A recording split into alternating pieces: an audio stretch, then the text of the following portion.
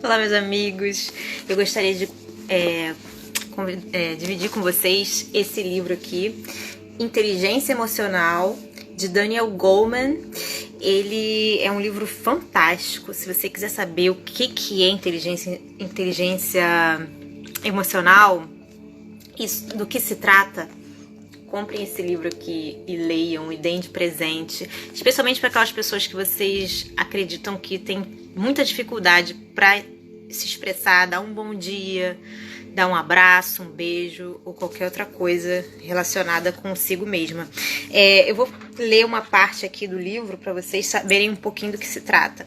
Daniel Goleman é um psicólogo e conferencista internacionalmente conhecido. Como jornalista especializado em ciência, Goleman escreveu sobre ciências do comportamento para The New York Times durante 12 anos.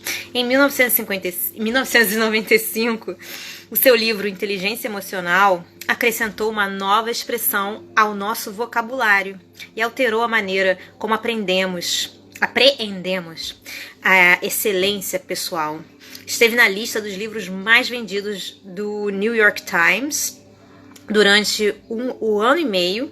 Traduzido em 30 línguas, foi best-seller em muitos países. No seu livro seguinte, Trabalhar com Inteligência Emocional, Temas e Debates e Círculo de Leitores, 1999, redefiniu o caminho que leva ao sucesso profissional, defendendo que as aptidões baseadas na inteligência emocional desempenham um papel mais importante do que um QI elevado ou do que a especialização.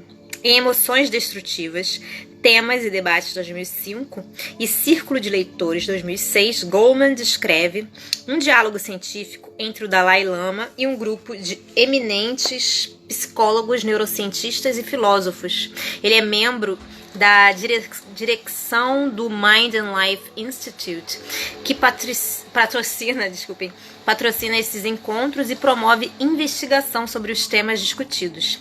Inteligência social, Temas e Debates e Círculo de Leitores de 2006, outro best-seller que é um complemento da inteligência emocional, e desse livro aqui que a gente está vendo, revela-nos que o nosso cérebro estabelece pontes neurais que nos permitem afetar todos aqueles com quem nos relacionamos, tal como eles nos afetam a nós.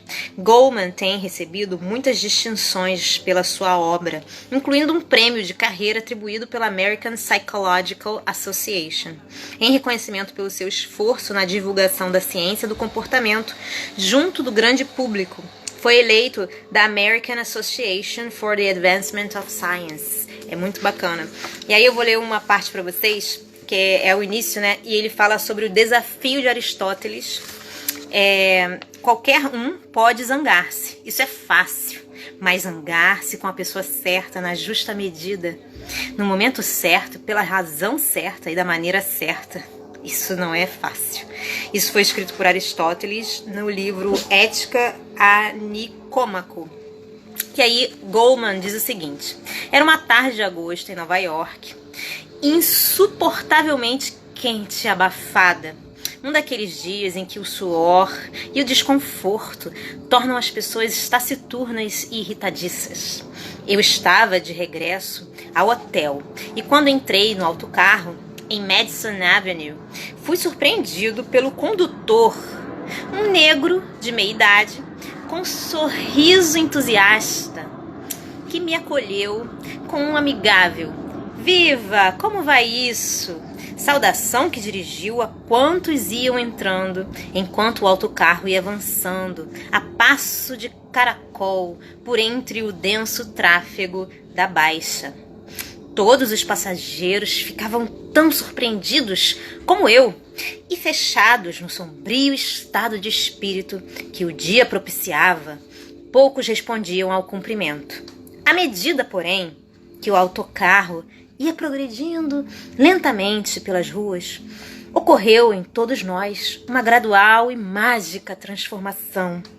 O condutor manteve um incessante monólogo em nosso proveito, um animado comentário da cena que ia desfilando lá fora. Havia uns saldos ótimos naquela loja, uma exposição estupenda daquele museu. Já ouviram falar do filme que estreou no cinema Ao Fundo do Quarteirão? O encanto daquele homem, com a riqueza das possibilidades que a cidade oferecia, era contagiante. Quando as pessoas saíam do autocarro, já sacudidas para fora da sombria concha onde se tinham fechado, e o motorista lhes lançava um "até a vista, tenha um ótimo dia", todas lhes respondiam com um sorriso. A recordação deste encontro está comigo há perto de 20 anos. Quando apanhei aquele autocarro em Madison Avenue, tinha terminado meu doutoramento em psicologia. Mas a psicologia daqueles tempos dava muito pouca atenção aos mecanismos através do qual uma tal transformação podia acontecer. A ciência psicológica pouco ou nada sabia a respeito da mecânica da emoção. E, no entanto, imaginando o vírus de boa vontade que deve ter se espalhado pela cidade, transportado pelos passageiros do autocarro, compreendi que aquele motorista era uma espécie de pacificador urbano, um mago dotado do poder de transmutar a saturnina irritabilidade que envolvia os seus semelhantes e de suavizar-lhes e abrir-lhes um pouco o coração. Em jeito de contraste, aqui ficam alguns dos pontos focados pelos jornais desta semana. Numa escola local, um garoto de 9 anos perde a cabeça, despeja uma tinta em cima das secretárias, computadores e impressoras e causa danos num carro que se encontrava no parque de estacionamento. A razão: alguns colegas da terceira classe chamaram-lhe bebê e ele quis impressioná-los. 8 jovens ficam feridos quando um empurrão inadvertido entre um numeroso grupo de adolescentes, reunidos em frente de um clube de rap, degenerou numa luta a soco e pontapé, que terminou quando um dos agredidos pegou uma pistola calibre 38 e começou a disparar para o meio da multidão. A notícia destaca o fato de estes tiroteios causados por motivos aparentemente fúteis, que são entendidos como atos de desrespeito propositados, se terem tornado cada vez mais comuns por todo o país durante os últimos anos. 57% das vítimas de assassínio, com menos de 12 anos, diz um relatório, são mortas pelos pais ou pelos padrastos. Em quase todos os casos, os pais declaram que estavam apenas a tentar disciplinar a criança.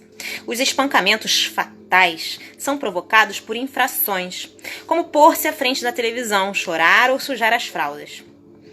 Um adolescente alemão está a ser julgado pela morte de 5 mulheres e meninas turcas num incêndio que ateou enquanto as vítimas dormiam. Membro de um grupo neonazi fala de dificuldades em arranjar emprego, de problemas de bebida, de atribuir aos estrangeiros a sua má sorte. Numa voz quase inaudível, afirma: "Não consigo parar de arrepender-me daquilo que fiz. Estou infinitamente envergonhado."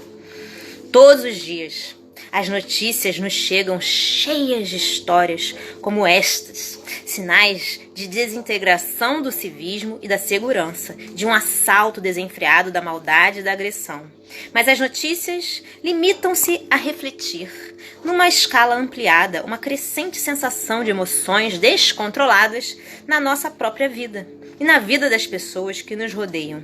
Ninguém está isolado desta maré aleatória de exploração e de remorso. De um modo ou de outro, atinge as vidas de todos nós.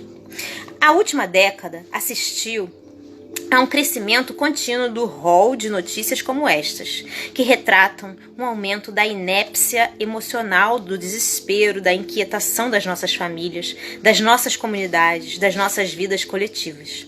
Tem sido anos de raiva e desespero, na solidão silenciosa das crianças fechadas em casa, tendo a televisão como companhia, na dor das crianças abandonadas, negligenciadas ou maltratadas, na sórdida intimidade da violência marital. É uma doença emocional que se espalha e que pode ser lida nos números que mostram um aumento das depressões por todo o mundo e nas provas de uma crescente onda de agressão. Adolescentes com armas nas escolas, acidentes rodoviários que terminam aos tiros, ex-empregados descontentes que chacinam os colegas de trabalho, maus tratos emocionais, disparar de passagem do interior de automóveis, estresse pós-traumático, desculpem. São tudo expressões que entraram para o nosso léxico como comum, né, ao longo da última década. Tal como o slogan da moda deixou de ser um alegre "tenha um bom dia" para transformar-se no ameaçador "faz o meu dia", celebrizado pelo Dirty Harry de Clint Eastwood. Este livro é um guia para compreender o incompreensível. Como psicólogo e desde há 10 anos jornalista do New York Times, tenho acompanhado o progresso da nossa compreensão científica do reino do irracional. Do meu ponto de observação, encontrei duas tendências opostas.